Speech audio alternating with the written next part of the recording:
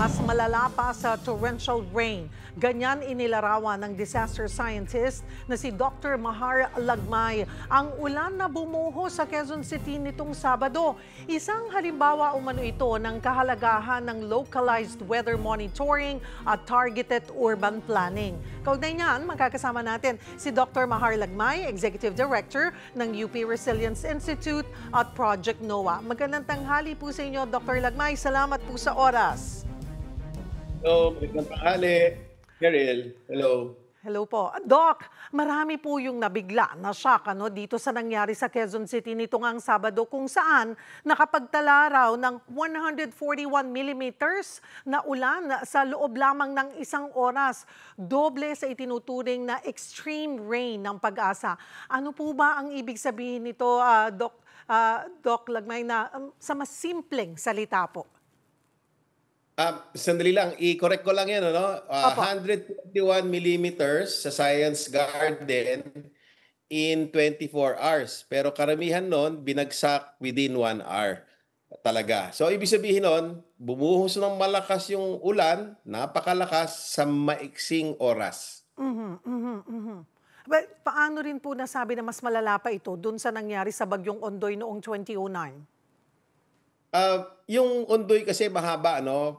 Mas malaki yung Oo. 450 millimeters in 24 hours, mostly delivered within 6 years. Sorry. Mostly delivered within 6 hours. Pasensya na, Apo. Nilito na ako eh. Pero yung peak niya nung Ondoy within 1 hour ay 92 millimeters per hour. Itong nangyari sa Quezon City, actually bumuhos lang sa Quezon City. Doon sa ibang mga syudad, hindi naman ganun kalakas. Pero dito sa Quezon City, napakalakas.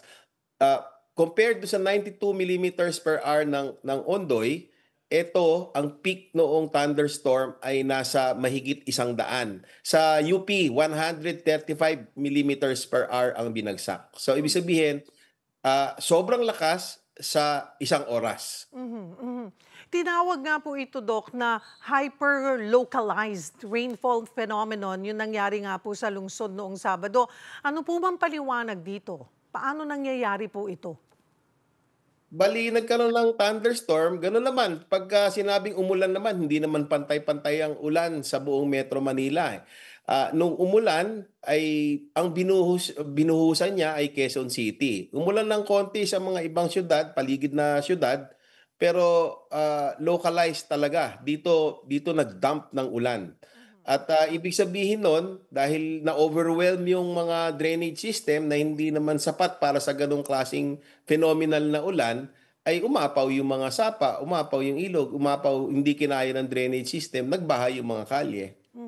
Ilang particular lamang po na lugar sa Quezon City yung nakaranas nga po nito. Kaya nabanggit ninyo, Doc, yung kahalagahan ng localized weather monitoring. Paano po ito makakatulong para makaiwas sa pinsala? Bali, pag titignan natin yung mga mapa, no? Merong mga mapa that has been available for many years. Yung pagbaha naman ay hindi nangyayari sa buong Quezon City. Nangyayari lang yung pagbaha doon sa mga pinakamababang lugar.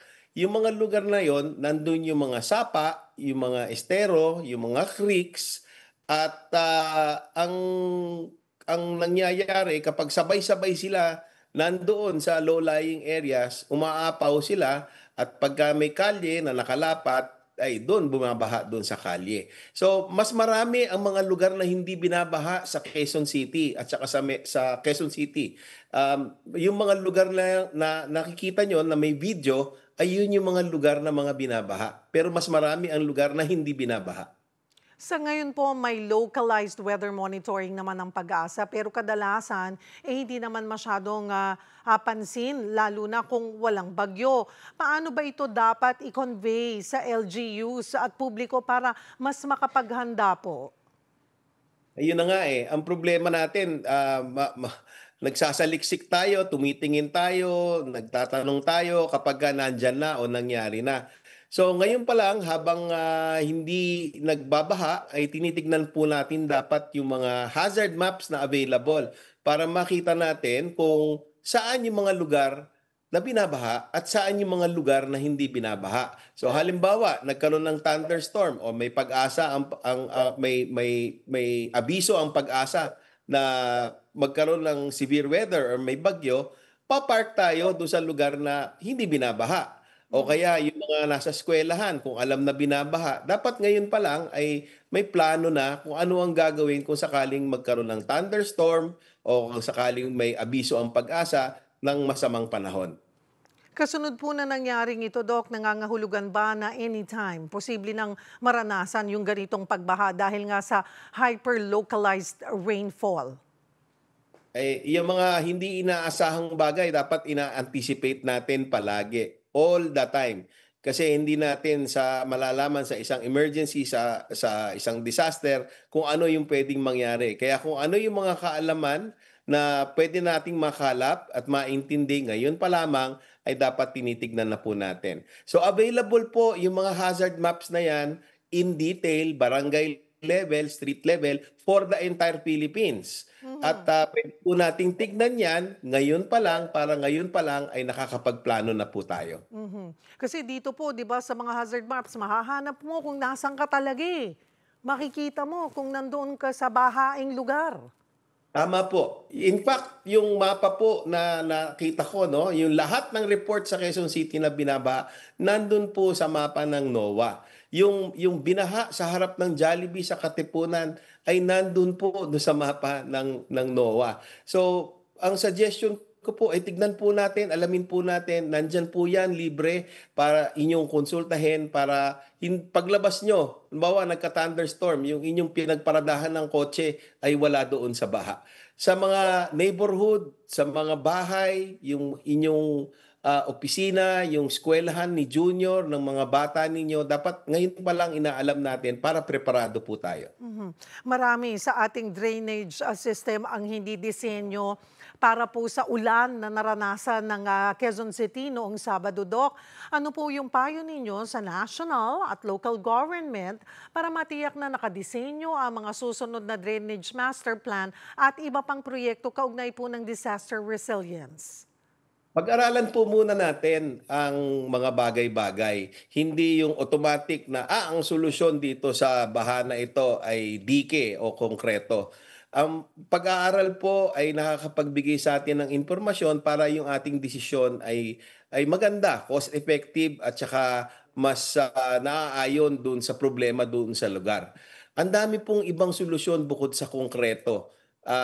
Nandyan po yung mga roads na sponge roads, nandyan po yung pagtatanim ng mga puno, nakaka-intercept ang puno ng galon-galon na tubig.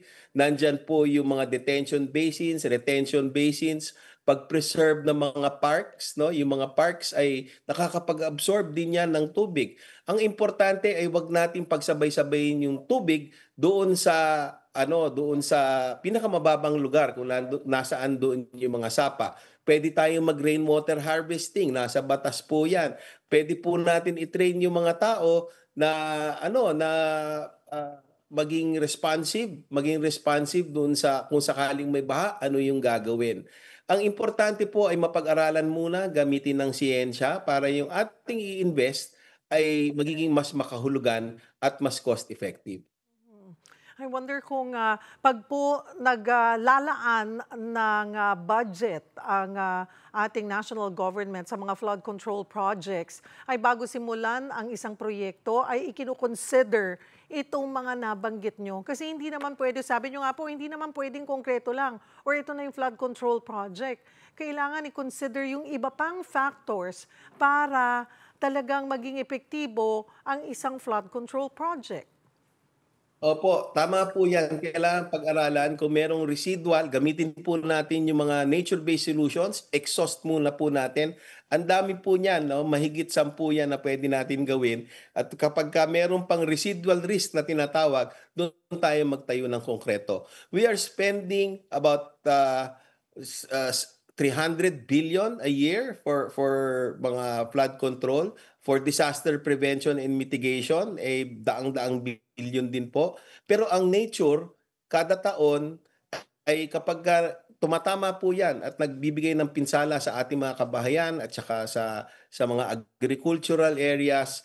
50 billion a year lang. We are spending 7 times more than what nature inflicts. So siguro it's time to rethink about our strategy. Tignan po natin kung ano yung mas magandang paraan. Siyensya po ang makakapagbigay sa atin ng solusyon kasi naiintindihan natin yung problema muna bago yung solusyon. Bilang pong isang eksperto on this, have you ever been consulted or may lumapit na ho ba sa inyo na, Doc, baka pwedeng maging bahagi kayo or tulungan nyo kami kung paano ba mapaplano ito ng maayos na mas mapapakinabangan ng malaki yung ibinabayad ng mga taxpayer dito sa inilalaan nila sa bawat flood control projects? Meron naman po, may mga LGUs na lumalapit, nagpapatulong para sa kanilang Comprehensive Development Plan, Disaster Risk Reduction Management Plan. Itong Quezon City ay nagkonsulta sa amin, humingi ng assistance to make the Drainage Master Plan na submit po namin noong 2023. Ini-implement po ni Leon, isa sa mga solusyon amongst the many solutions other than concrete dikes ay yung mga pagtayo po ng mga detention basins sa ilalim ng basketball court. Pinag-aaralan po namin kung saan ilalagay para hindi sayang yung pondo, para pinaka-epektibo po yung pagtatayo ng mga basins na ito na pansamantalang iimbak ng tubig tapos i-release na lang pagkatapos ng ulan. Ang layunin po natin dito talaga ay makontrol yung dami ng tubig na sabay-sabay na nandun sa ilog at sapa. Rainwater harvesting, kung lahat ng bahay nag-iimbak ng tubig, ay hindi sabay-sabay magpupunta doon sa ilog yung tubig. At ang mangyayari noon ay mapapababa natin yung taas ng baha at less yung flooded areas kasi nababawasan natin yung dami ng tubig ulan. Ano po ang aral na pwedeng matutunan ng lahat mula po dito sa naging insidente nung weekend? Oo, no? So marami akong mga reflections about this, no? Ateneo binaha, punong-puno ng puno. Wala namang mga issue ng corruption diyan, pero binaha pa rin. Ganon din po ang UP. Binaha din po. Pero yung UP, merong magandang disenyo. Yung binaha na lugar doon sa Lagoon, ay imbakan ng tubig. Ganun po dapat, mas marami tayong mga imbakan ng tubig. Kung hindi surface yung imbakan ng tubig, pwedeng containment. Ang layunin po talaga, the overall objective is to spread the water, yung collection, not just doon sa river para or stream, para sa ganung paraan nababawasan natin yung amount of water, nababawasan natin yung amount of flooding. I-distribute po natin sa area, saluhin po natin lahat yan sa pamamagitan ng pagtayo ng mga absorption areas, no, yung mga grass areas, pagtatanim ng mga puno, sponge roads, rainwater harvesting, pagtatanim ng puno sa kabundukan, and so on. So marami po tayong pwedeng gawin. Dagdag na po natin yung mga detention basins, retention basins, yung mga cistern na malalaki. Dagdag na po natin yung mga open parks. If we do that, we might be able to lessen the floods. And if we spend the money not along dikes, kasi the dikes, may concrete yan, napapabilis po nila ang daloy ng tubig doon sa sapa o doon sa ilog. Eh kung sabay-sabay yan, lalong aapaw. So ganun po yung dapat na strategy. We have to rethink the strategy and we also have to consider the growing population of Metro Manila.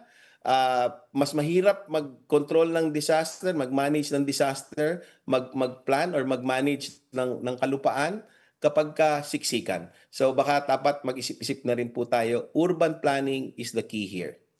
And Doc, hindi naman po lahat ay maiaasa natin sa pamahalaan. Tayo po, kami, si Juan de la Cruz, paano makakatulong? Yung pag ano lang po, no? Pagsabi na ay meron palang ganitong informasyon na nakikita. Ay yung baha mo pa, yung lugar mo pala ay binabaha. Yun po ay malaking tulong na yon. Mas spread lang yung word na merong ganyang mga informasyon to raise awareness because disaster awareness is the first step towards disaster preparedness. Marami pong salamat sa inyong oras, Dr. Mahar Lagmay, Executive Director ng UP Resilience Institute at Project NOAA. Magandang tanghali po.